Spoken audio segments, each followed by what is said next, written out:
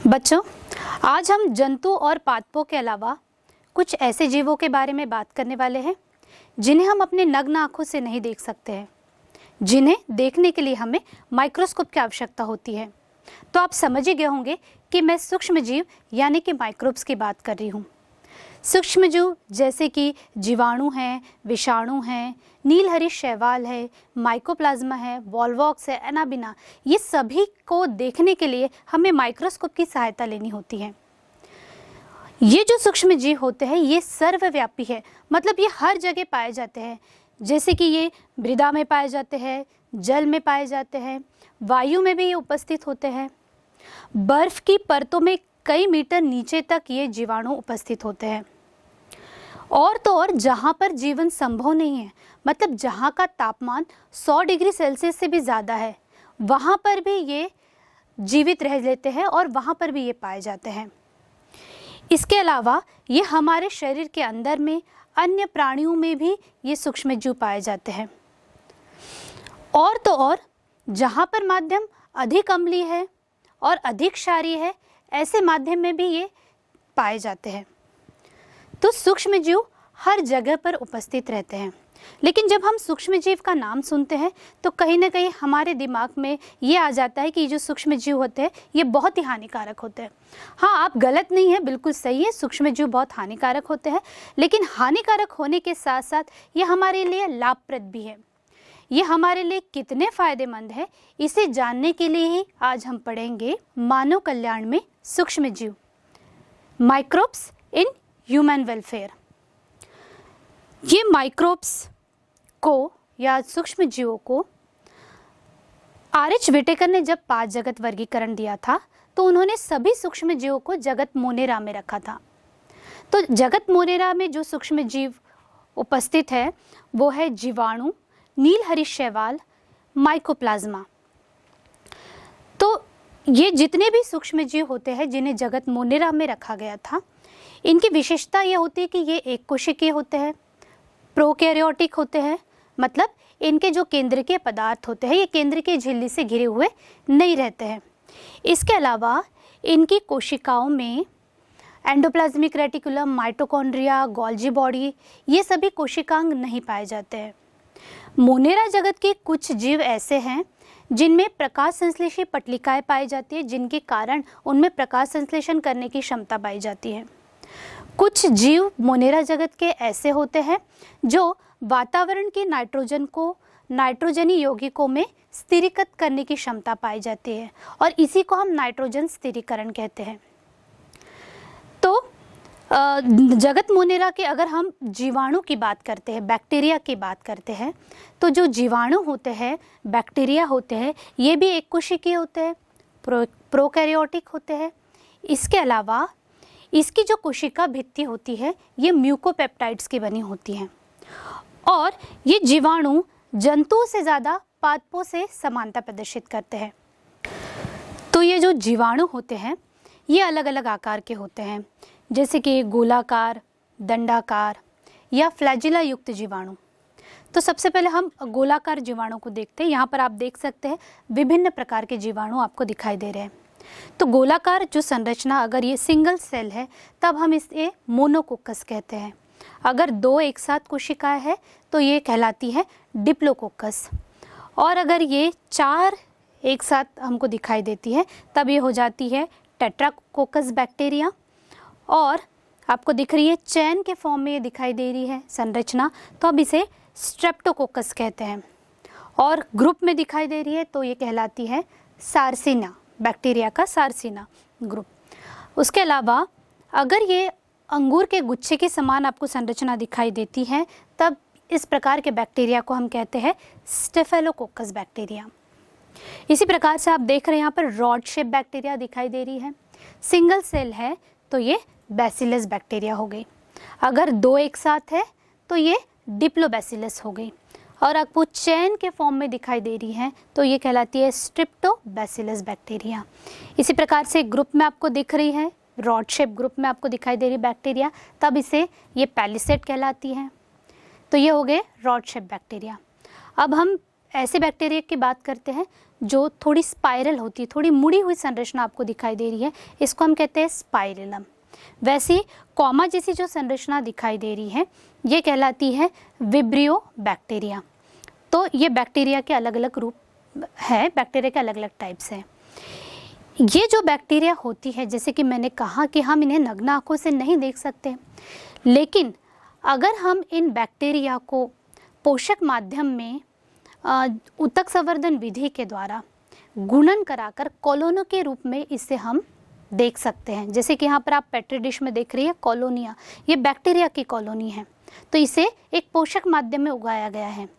तो जब इसे पोषक माध्यम में उगाते हैं तो बैक्टीरिया को जब अनुकूल परिस्थिति मिलती है तो ये जो बैक्टीरिया की कोशिका होती है ये विखंडित हो जाती है, इनमें द्विखंडन होता है जिससे एक कोशिका से दो कोशिकाओं का निर्माण होता है। तो यहाँ पर आप देख रहे हैं ये द्विखंडन विधि को दिखाया जा रहा है बैक्टीरिया की। अब ये एक कोशिका है बैक्टीरिया की जिसमें आपको कोशिका भित्ति दिखाई दे रही है, आनुवांशिक पदार्थ डीएनए दिखाई दे रहा है। जब इनमें द्विखंडन होता है, द्विखंडन मतलब जब कोशिका खंडित होती है दो कोशिकाओं में, तब ये कैसे होता है, अलैंगिक प्रजनन कैसे होता है, तो यहाँ पर आप देख सकते हैं। तो जो एक कोशिका है धीरे धीरे ये इलोंगेट हो रही है, बड़ी हो रही है, इसका जो डीएनए है वो भी क्या हो रहा है, विभाजित होना शुरू कर देता है। फिर धीरे धीरे एक कोशिका से दो कोशिकाओं का निर्माण होता है और इसी को हम द्विखंडन विधि कहते हैं। तो अनुकूल परिस्थितियां निर्माण करके हम बैक्टीरिया को कॉलोनी के रूप में देख सकते हैं। तो पाँच जगत में आर.एच. विटेकर ने इन जीवों को रखा था, लेकिन अब मैं ऐसे जीव के बारे में बात कर रही हूँ जिन्हें इन पाँच जगत में नहीं रखा गया। इस जीव को जीव और निर्जीव के बीच की कड़ी मानते हैं। मैं बात कर रही हूँ विषाणु या वायरस की। विषाणु ये पृथ्वी पर उत्पन्न होने वाली पहली जीव संरचना है क्योंकि इनमें जीवन के लक्षण पाए जाते हैं। लेकिन ये जब इन्हें जीवित कोशिका मिलती है तो जीवित कोशिका के अंदर में ये परजीवी के समान व्यवहार करते हैं और जीवित कोशिका के बाहर में ये निर्जीव रासायनिक पदार्थ की तरह रहते हैं। तो वायरसेस जो होते हैं इनमें जेनेटिक मटेरियल, आनुवंशिक पदार्थ डीएनए और आरएनए के रूप में उपस्थित रहता है और ये अकोशिकीय होते हैं। तो यहाँ पर आप देख सकते हैं कुछ वायरस की संरचना यहाँ पर आपको दिखाई दे रही है, जैसे कि पॉक्स वायरस। यहाँ पर देख रहे हैं आप पॉक्स वायरस। इस पॉक्स वायरस के द्वारा, ये ऐसा वायरस है जिससे स्मॉल पॉक्स नामक संक्रामक रोग होता है, जिससे त्वचा पर गोल लाल चट्टे उभर कर आ जाते हैं और ये पॉक्स वायरस की वजह से होता है। इसके अलावा दूसरा वायरस यहाँ पर आप इसकी संरचना देख सकते हैं, ये है पैरामिक्सो वायरस या जिसे हम मम्प्स वायरस कहते हैं। ये मम्प्स वायरस क्या करता है, ये हमारी सलाइवरी ग्लैंड और पैरोटिड ग्लैंड को संक्रमित कर देता है, जिससे ये जो बीमारी जब फैलती है तो ये छींकने से, हमारे कफ के द्वारा या खांसने से ये बीमारियां फैलती हैं। तो ये पैरामिक्सो वायरस है। इसी प्रकार से आप देख सकते हैं एडिनो वायरस, ये श्वसनीय संक्रमण पैदा करता है ये वायरस। इसके बाद इन्फ्लुएंजा वायरस, उसके बाद आप देख सकते हैं बैक्टीरियोफेज। बैक्टीरियोफेज या जीवाणु भोजी, ये ऐसा वायरस है जो जीवाणु का भक्षण करता है। मतलब अगर हमको कोई हैजा, जैसे मान लिया जाए हैजा बीमारी हुई, तो बैक्टीरिया अगर हमारे शरीर के अंदर में है तो ये वायरस ऐसा है कि ये उस बैक्टीरिया को खा जाएगा। ठीक है, तो बैक्टीरियोफेज क्या कर रहा है, हम कह सकते हैं कि ये ऐसा वायरस है जो हमारी रक्षा कर रहा है। इसके अलावा आप देख सकते हैं टोबैको मोजाइक वायरस, जो कि रॉड शेप वायरस है। इस वायरस के द्वारा मुख्यतः प्लांट्स में ये बीमारी पैदा होती है और वो प्लांट है तंबाकू। तंबाकू के प्लांट में ये बीमारी पैदा होती है, जिससे जो तंबाकू की पत्तियां होती है वो रंगहीन हो जाती है, मोजाइक संरचना उसमें बनती है, इसलिए इस वायरस का नाम टोबैको मोजाइक वायरस है। इसके अलावा और भी वायरस है, जैसे पेपिलोमा वायरस है और हर्पीज़ वायरस है। हर्पीज़ वायरस से भी मुंह में और जनन अंगों पर घाव बन जाते हैं। तो ये अलग अलग प्रकार के वायरस की संरचना आप देख सकते हैं।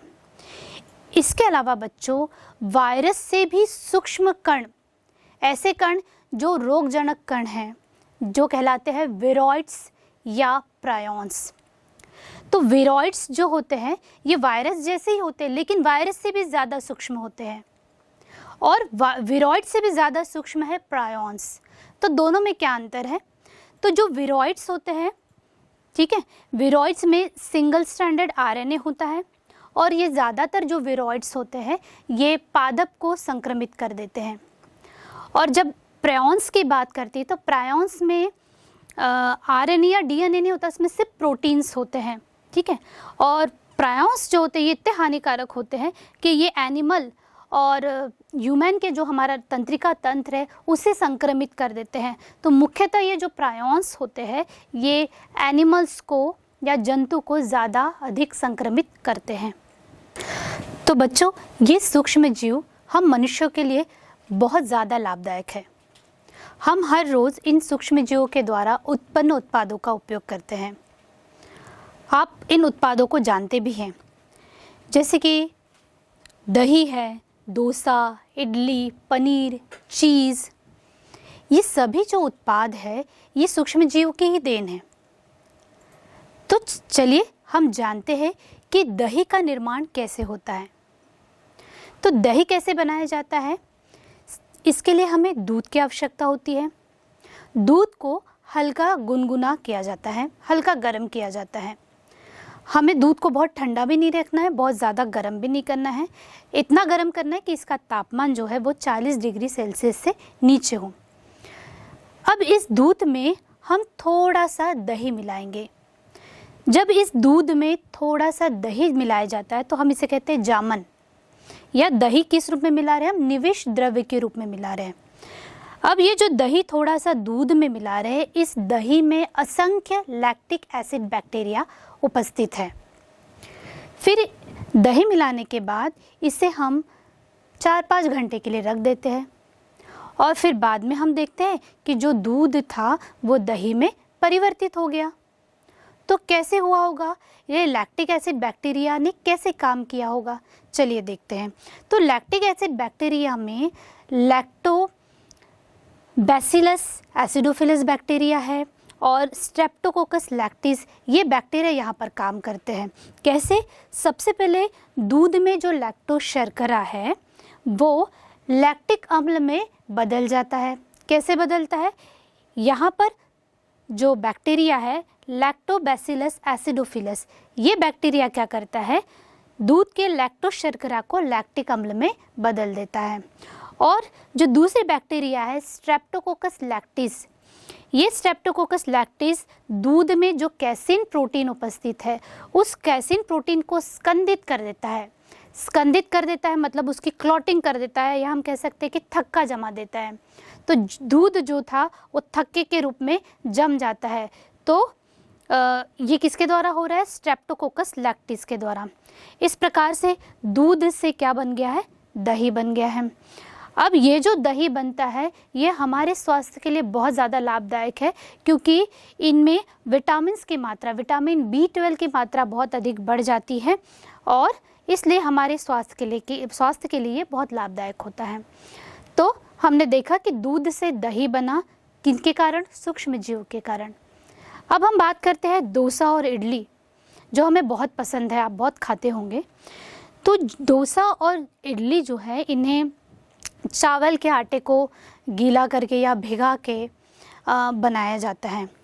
तो चावल के आटे को जब भिगा कर इन्हें रख दिया जाता है या पीस कर इन्हें रख दिया जाता है तो कुछ समय बाद उनमें किण्वन होने लगता है, ठीक है। तो किण्वन होने से वहाँ पर कार्बन डाइऑक्साइड गैस बनती है, जिससे जो आटा है वो फूल जाता है, और आटे के फूलने से हम इसे कहते हैं खमीर उठना। इसे कहा जाता है खमीर उठाना। तो आटा कैसा हो जाता है? ढीला हो जाता है, एकदम बहुत सॉफ्ट मुलायम हो जाता है, गीला हो जाता है। जब इसके बाद जब हम इससे इडली या डोसा बनाते हैं तो वो बहुत ही सॉफ्ट बनता है, ठीक है। तो ये भी जो किण्वन हो रहा है, डोसा और इडली जो बन रही है, ये भी जीवाणु के, ये भी सूक्ष्म जीव के कारण ही बन रही है। अब हम बात करते हैं एक ऐसे उत्पाद की जो दक्षिण भारत के कुछ लोग भागों में इसे पारंपरिक पेय के रूप में उपयोग किया जाता है। मैं बात कर रही हूँ टोड़ी की। टोड़ी एक ऐसा पारंपरिक पेय है जिन्हें इन सूक्ष्म जीवों की सहायता से ही बनाया जाता है। जैसे यहाँ पर आप एक दृश्य देख रहे हैं, एक व्यक्ति साइकिल से जा रहा है और वह ताड़ के वृक्ष के ऊपर चढ़ रहा है, आप देख रहे हैं। अब ताड़ के वृक्ष पर चढ़कर ये क्या निकाल रहा है, उससे वो सैप निकाल रहा है, वो ताड़ के वृक्ष से उसको काट कर उससे रस निकाल रहा है। अब उसको एक बर्तन में उसने जमा किया। अब जमा करने के बाद इसको रख दिया जाता है। कुछ समय बाद इनमें जब किण्वन होता है तब ये एक पेय पदार्थ बन जाता है, टोड़ी, जो इन स्वास्थ्य के लिए भी बहुत अच्छा होता है। तो ज़्यादातर लोग दक्षिण भारत के इसको उपयोग करते हैं। इसके अलावा टोड़ी के अलावा किण्वन करके मछली का, सोयाबीन का या बांस के परों का किण्वन करके भी बहुत सारे पकवान तैयार किए जाते हैं। ठीक है, तो यहाँ पर जो टोड़ी का निर्माण हो रहा है वो भी कैसा हो रहा है, यहाँ पर किण्वन की प्रक्रिया हो रही है। तो किण्वन हम जानते हैं, फर्मेंटेशन हम जानते हैं, ये ऑक्सीजन के अनुपस्थिति में होता है। किण्वन हमेशा ऑक्सीजन के अनुपस्थिति में होता है। तो जो टोड़ी का निर्माण हो रहा है ये भी किण्वन के द्वारा हो रहा है। ठीक है, इसी प्रकार से मछली का किण्वन करके, सोयाबीन और बांस के प्रहरों का किण्वन करके भी बहुत सारे पकवान तैयार किए जाते हैं और ये सूक्ष्म जीव की सहायता से ही होता है। इसके अलावा पनीर एक ऐसा भोज्य पदार्थ है, ये बहुत प्राचीन भोज्य पदार्थ है जिसका उपयोग हम बहुत करते हैं, बहुत सारे डिशेस बनाने के लिए इसका उपयोग किया जाता है। ठीक है, तो पनीर भी कैसे बनाया जाता है, सूक्ष्म जीवों के प्रयोग से बनाया जाता है। अब हम विभिन्न किस्म के पनीर खाते हैं, इसकी जो गठन संरचना होती है, इनका जो स्वाद, सुगंध होता है, पनीर का अलग अलग होता है। तो ये जो अलग अलग प्रकार के, अलग अलग किस्म के जो हम पनीर खाते हैं, इनके पीछे अलग अलग सूक्ष्म जीव का योगदान होता है जिससे ये पनीर बनता है। तो चलिए हम जानते हैं। तो सबसे पहले हम बात करते हैं स्विस पनीर की या स्विस चीज़ की। इस पनीर को, इस चीज़ को आपने एक टॉम एंड जेरी कार्टून आता है उसमें देखा होगा। इस चीज़ को पकड़े हुए जिसमें बहुत बड़े बड़े छेद होते हैं। अब इसमें बड़े बड़े छेद क्यों होते हैं, क्योंकि यहाँ पर भी क्या हो रहा है, कार्बन डाइऑक्साइड गैस बन रही है, जिससे बहुत ज़्यादा मात्रा में कार्बन डाइऑक्साइड गैस बनने से जो चीज़ है उसमें बहुत बड़े बड़े छेद बन जाते हैं। तो यहाँ पर कौन सा जीवाणु काम कर रहा है, तो यहाँ पर जो स्विस पनीर है, यहाँ पर जो सूक्ष्म जीव, जो जीवाणु काम कर रहा है वो है प्रोपियोनी बैक्टीरियम शारमेनाई। ठीक है, तो स्विस पनीर जो कि बहुत हार्ड होता है, कठोर होता है और इसमें बहुत बड़े बड़े छेद होते हैं, ये सूक्ष्म जीव जिनकी सहायता से ये बनता है वो है प्रोपियोनी बैक्टीरियम शारमेनाई। इसके अलावा एक और पनीर, दूसरे पनीर के बारे में जानते हैं, जैसे कि आप यहाँ पर देखते हैं रॉकीफोर्ट पनीर। अब ये जो रॉकीफोर्ट पनीर होता है ये बहुत ज़्यादा कठोर नहीं होता लेकिन ठोस ही होता है, अर्ध ठोस होता है और ये एक कवक जो सूक्ष्म जीव है उनकी सहायता से बनता है। अब ये जो कवक है इसका नाम है पेनिसिलियम रॉकीफोर्टी। तो पेनिसिलियम रॉकीफोर्टी के द्वारा ये रॉकीफोर्ट पनीर बनता है। इसी प्रकार से कॉमिम्बर्ट पनीर। अब ये जो कॉमिम्बर्ट पनीर है ये बहुत ही सॉफ्ट होता है, कोमल होता है और ये भी एक सूक्ष्म जीव कवक है, इसकी सहायता से बनता है और उसका नाम है पेनिसिलियम कॉमिम्बर्टी। ठीक है, तो इनके जो नाम पड़े हैं ये बैक्टीरिया के कारण या कवक के कारण ही पड़े हैं। उसके अलावा हम देखते हैं लिमबर्गर पनीर। ये भी बहुत सॉफ्ट होता है और इसके पीछे जो सूक्ष्म जीव है वो है स्ट्रेप्टोकोकस लिक्विफेसियन। इस प्रकार से घरेलू उत्पाद में ये सूक्ष्म जीव हमारे बहुत काम आते हैं और इनसे बहुत सारे उत्पाद बनाए जाते हैं। अब हम बात करेंगे औद्योगिक उत्पादों में सूक्ष्म जीव, माइक्रोब्स इन इंडस्ट्रियल प्रोडक्ट्स। तो हम घरेलू उत्पाद में सूक्ष्म जीव कितने हमारे लिए लाभदायक है वो तो देख चुके, लेकिन जब उत्पादों को बड़े स्तर पर बनाया जाता है, बड़ी बड़ी मशीनों में, बड़े बड़े बर्तनों में जब इन उत्पादों को बनाया जाता है तब वहाँ पर ये सूक्ष्म जीव कैसे काम करते हैं और कहाँ पर ये काम आते हैं, तो चलिए इसके बारे में जानते हैं। तो सबसे पहले डेयरी उद्योग में, तो जितने भी डेयरी प्रोडक्ट्स बनाए जाते हैं, डेयरी उत्पादन होता है, ये सभी सूक्ष्म जीव की सक्रियता के कारण होता है। जैसे कि दही है, मक्खन है, घी है, छाछ है, ये सभी को बड़े स्तर पर बनाया जाता है। ठीक है, तो हम जानते हैं कि जो दूध से दही बनता है, इसके लिए जो जीवाणु जिम्मेदार होता है वो होता है स्ट्रेप्टोकोकस लैक्टिस और लैक्टोबैसिलस बैक्टीरिया। और स्ट्रेप्टोकोकस लैक्टिस की अधिक सक्रियता से ही छाछ का निर्माण होता है। इसी बैक्टीरिया की सहायता से मक्खन और घी का निर्माण भी किया जाता है। इसके अलावा लैक्टोबैसिलस लैक्टिस की सहायता से पनीर का निर्माण किया जाता है। हमने देखा कि अलग अलग स्वाद और सुगंध के पनीर बनाया जाता है, उसके लिए अलग अलग बैक्टीरिया की सहायता से ये बनते हैं। इसी प्रकार से लैक्टोबैसिलस वल्गैरिस और स्ट्रेप्टोकोकस थर्मोफिलस, ये बैक्टीरिया का क्या करते हैं, दूध को योगर्ट में बदल देते हैं। योगर्ट मतलब मीठी दही या श्रीखंड। तो मीठी दही और श्रीखंड का जब उत्पादन किया जाता है तो इन सूक्ष्म जीव की सहायता से किया जाता है। तो ये हो गए डेयरी उद्योग की बात। अब हम बात करेंगे रेशो की रेटिंग। तो रेशो की रेटिंग मतलब पौधे के तने के रेशो को क्या किया जाता है, जैसे कि जूट है, पटसन है, इनके पौधों के रेशे को पानी में अलग सड़ाकर अलग किया जाता है, रेशो को अलग किया जाता है। और ये जो प्रक्रिया होती है इसी को हम रेटिंग कहते हैं।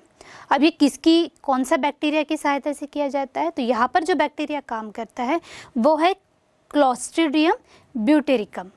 तो क्लोस्ट्रीडियम ब्यूटेरिकम की सहायता से रेटिंग की प्रक्रिया की जाती है और रेशे बनाए जाते हैं। अब हम बात करेंगे चाय के निर्माण में। ठीक है, तो चाय के निर्माण के लिए भी अलग अलग क्वालिटी की जो चाय हम पीते हैं उसके निर्माण के लिए भी ये सूक्ष्म जीव की सक्रियता बहुत ज़रूरी होती है। तो यहाँ पर जो सूक्ष्म जीव काम करते हैं वो है माइक्रोकोकस कैंडिडस जीवाणु। तो माइक्रोकोकस कैंडिडस क्या करता है, इन चाय की पत्तियों की क्यूरिंग की जाती है। इसकी सहायता से चाय की पत्तियों की क्यूरिंग की जाती है। अब क्यूरिंग क्या होता है, क्यूरिंग प्रोसेस में क्या किया जाता है कि चाय की जो पत्तियां होती हैं, क्योंकि ये गीली होती है, सॉफ्ट होती है, तो उनको सुखाया जाता है और सुखाकर जो पत्तियां हैं उनका कलर बदल जाता है, हरी नहीं रहती पत्तियां, उनका कलर बदल जाता है। और उसके बाद पत्तियां जो होती है उसकी जो सॉफ्टनेस है वो कम हो जाती है, पत्तियां थोड़ी सी हार्ड या कठोर हो जाती हैं। तो ये जिस बैक्टीरिया की सहायता से किया जाता है वो होता है माइक्रोकोकस बैक्टीरिया, और इसी को हम क्यूरिंग कहते हैं। इसी प्रकार से तंबाकू का अगर उत्पादन करना है तो तंबाकू के उत्पादन के लिए भी तंबाकू की पत्तियों की क्यूरिंग की जाती है, मतलब उनको भी सुखाया जाता है और सुखा के करके फिर तंबाकू का निर्माण किया जाता है। इस प्रकार से चाय के निर्माण में और तंबाकू के निर्माण में भी ये सूक्ष्म जीव बहुत ही लाभदायक साबित होते हैं। इसके अलावा चर्म उद्योग में, ठीक है, तो चमड़े जो होते हैं, चमड़े में जो रोम होते हैं, इन रोमों को हटाया जाता है। इसको हटाने की जो प्रक्रिया होती है उसे हम टैनिंग कहते हैं। तो टैनिंग जब किया जाता है तो ये भी जीवाणु की सहायता से किया जाता है। तो चर्म उद्योग में भी ये जीवाणु की बहुत अधिक सक्रियता होती है। इसके अलावा बेकरी उद्योग में जितने भी बेकरी प्रोडक्ट्स बनाए जाते हैं, जैसे कि ब्रेड हम खाते हैं, पाव हम खाते हैं, ये भी इन सूक्ष्म जीव की सहायता से ही होता है। तो जैसे कि ब्रेड मान लीजिए बनाना होता है, तो ब्रेड बनाने के लिए हम गेहूं के आटे का इस्तेमाल करते हैं। गेहूं के आटे को गीला करके उसमें थोड़ा सा ईस्ट मिलाया जाता है। ईस्ट मतलब कवक मिलाया जाता है। अब ये जो कवक इसमें हम मिला रहे हैं, ये कवक है सैकेरोमाइसिस सेरेविसी। इस कवक को थोड़ी सी मात्रा में हम इस गेहूं के आटे में मिला देते हैं। अब ये कवक क्या करता है, इस कवक के द्वारा कुछ एंजाइम्स स्रावित होते हैं, जैसे कि अमाइलेज, जाइमेज, माल्टेज। जब ये एंजाइम इसके द्वारा स्रावित होते हैं तब ये ग्लूकोज को, मतलब क्योंकि आटा है, आटे में स्टार्च है, ग्लूकोज है, ये ग्लूकोज को इथेनॉल और कार्बन डाइऑक्साइड में परिवर्तित कर देते हैं। तो क्या हो रहा है, यहाँ पर कार्बन डाइऑक्साइड गैस बन रही है, मतलब यहाँ पर किण्वन हो रहा है, और कार्बन डाइऑक्साइड गैस बनने के कारण ये जो आटा होता है ये फूल जाता है, ठीक है, और ढीला हो जाता है, बहुत ज़्यादा सॉफ्ट हो जाता है और मुलायम हो जाता है। और इसी कार्बन डाइऑक्साइड की सहायता से जितने भी बेकरी प्रोडक्ट्स हैं, या चाहे पाव की बात कर लीजिए, ब्रेड की बात कर लीजिए, ये सभी सूक्ष्म जीव की सहायता से बनाए जाते हैं। इसके बाद अब हम बात करेंगे मादक पेय पदार्थ की। सूक्ष्मजीव की सहायता से मादक पेय पदार्थ या जिसे किण्वित पेय या अल्कोहलिक बिवरेजेस भी कहते हैं भी बनाए जाते हैं। तो इसे बनाने के लिए, क्योंकि इसको औद्योगिक स्तर पर बनाया जाता है, तो इसे बनाने के लिए बड़े बड़े कंटेनर, बड़े बर्तन की आवश्यकता होती है और इस बड़े बर्तन को हम किण्वक या फर्मेंटर कहते हैं। तो इन बड़े बर्तनों में क्या किया जाता है, ग्लूकोज का कोई भी एक स्रोत डाला जाता है, उसमें सूक्ष्मजीव की सहायता से किण्वन कराकर ये शराब बनाई जाती है। तो मादक पेय पदार्थ मतलब शराब, जैसे कि बियर है, वाइन है, विस्की, रम, ब्रांडी, ये सभी मादक पेय पदार्थ होते हैं। तो जैसे कि मैंने बताया कि ग्लूकोज का एक स्रोत चाहिए, तो ग्लूकोज का स्रोत हम जानते हैं कि फल जो होते हैं, फलों से भी शराब बनाई जाती है, जैसे कि अंगूर। उसके बाद माल्टीकृत धान्य जैसे कि गेहूँ है, जौ है, इनसे भी शराब बनाई जाती है। तो इनमें क्या कराया जाता है, किण्वन कराया जाता है। इनमें अवायवीय शोषण होता है सूक्ष्मजीव की सहायता से।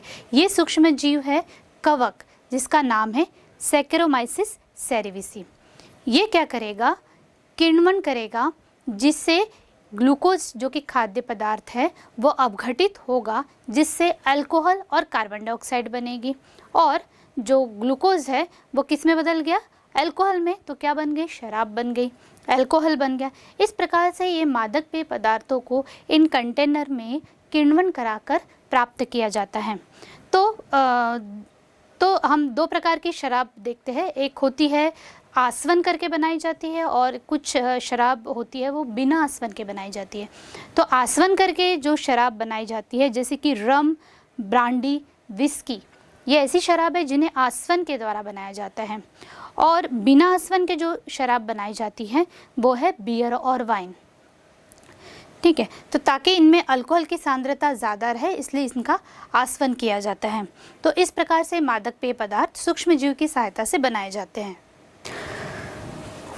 और एक उत्पाद है प्रतिजैविक या एंटीबायोटिक।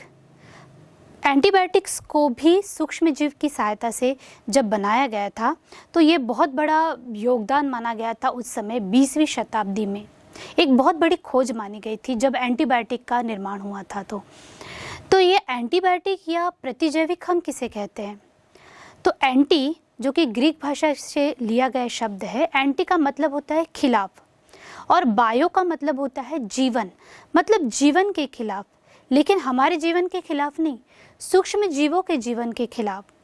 मतलब ऐसे सूक्ष्म जीव जो रोग उत्पन्न करते, जो रोग पैदा करते हैं, उनके जीवन के खिलाफ एक ऐसा रासायनिक पदार्थ है प्रतिजैविक जो उनके जीवन को नष्ट करता है। और ये जो प्रतिजैविक बनाई जाती है ये भी सूक्ष्म जीव की सहायता से ही बनाई जाती है। तो सबसे पहला जो एंटीबायोटिक बना था ये हम सब जानते हैं कि वो था पेनिसिलिन। ठीक है, तो सबसे पहला जो एंटीबायोटिक बना था वो था पेनिसिलियम। अब पेनिसिलियम जो बना था ये एक ऐसी घटना थी, एक ऐसा हादसा था जो शायद नहीं बनाना चाह रहे थे लेकिन वो एंटीबायोटिक बन गई थी। ठीक है, पेनिसिलियम। अब ये कैसे बनी इसके बारे में हम जानते हैं। तो सबसे पहले हम जानते हैं कि प्रतिजैविक जो शब्द है ये 1942 में वॉक्समैन नामक एक वैज्ञानिक थे, उन्होंने इस शब्द को दिया था। उन्होंने प्रतिजैविक बनाई नहीं थी लेकिन इस शब्द को प्रतिपादित उन्होंने किया था, वॉक्समैन ने। तो ये बात है, ये घटना उस समय की है 1928 में। 1928 में जब अलेक्जेंडर फ्लेमिंग एक प्रयोग कर रहे थे, किस पर, स्टेफिलोकोकस बैक्टीरिया पर एक प्रयोग कर रहे थे। तो जब इस पर काम कर रहे थे उन्होंने क्या किया था, पेट्री डिश में इन प्लेट्स पे उन्होंने इन बैक्टीरिया को उगाया था, इनको ग्रो किया था, इनकी वृद्धि कराई थी इन प्लेटों पे। तो उन्होंने ये देखा कि जैसे उन्होंने 3 प्लेटें ली और 2 प्लेट पर उन्होंने देखा कि जो स्टेफिलोकोकस बैक्टीरिया है ये वृद्धि कर रहा है, लेकिन एक प्लेट उन्होंने देखी उस पर स्टेफिलोकोकस बैक्टीरिया ठीक से वृद्धि नहीं कर रहा था। तब उन्होंने सोचा कि यहाँ पर ऐसा क्या हो रहा है कि यहाँ पर वो बैक्टीरिया जो है वृद्धि नहीं कर रहा है। तो बाद में जब उन्होंने उस पर और अध्ययन किया तो उन्होंने पाया कि वहाँ पर जीवाणु की बजाय मोल्ड का उत्पादन हो गया है और ये जो मोल्ड का उत्पादन हो रहा है, इस मोल्ड के द्वारा, जो कि एक प्रकार का कवक ही है, उस मोल्ड के द्वारा एक रसायन स्रावित हो रहा है जो है पेनिसिलियम। और ये जो मोल्ड थी जिससे ये पेनिसिलियम रसायन स्रावित हो रहा था, वो मोल्ड का नाम था पेनिसिलियम नोटेटम। तो पेनिसिलियम नोटेटम से पेनिसिलिन रसायन स्रावित हो रहा था और ये पेनिसिलियम रसायन क्या कर रहा था, स्टेफिलोकोकस जीवाणु की वृद्धि को रोक रहा था, और जिस वजह से वो जीवाणु वहाँ पर वृद्धि नहीं कर सका और उनको 2 प्लेटों में जो रिजल्ट दिखाई दे रहा था वो तीसरी प्लेट में नहीं दिखाई दिया। तब उनको पता चला कि अच्छा, ये जो पेनिसिलिन रसायन है ये एक प्रकार का एंटीबायोटिक है, एक प्रकार का प्रतिजैविक है जो पेनिसिलियम नोटेटम नामक कवक से इसका निर्माण हुआ है और जो बैक्टीरिया की वृद्धि को रोक रहा है। फिर बाद में चैन और फ्लोरे नामक जो वैज्ञानिक थे, उन्होंने पेनिसिलियम को एक बहुत ही प्रभावशाली और शक्तिशाली एंटीबायोटिक के रूप में सामने लाया। और द्वितीय विश्व युद्ध जब हुआ था और घायलों को क्या किया गया, इन पेनिसिलियम दवाई को दिया गया, एंटीबायोटिक को दिया गया, घायलों का उपचार किया गया। उसके बाद 1945 में चैन और फ्लोरे को नोबेल पुरस्कार मिला उनकी इस उपलब्धि के लिए कि उन्होंने बताया कि जो पेनिसिलियम है ये बहुत ही शक्तिशाली और प्रभावशाली एंटीबायोटिक है। इसके बाद बहुत सारे और एंटीबायोटिक की खोज हुई।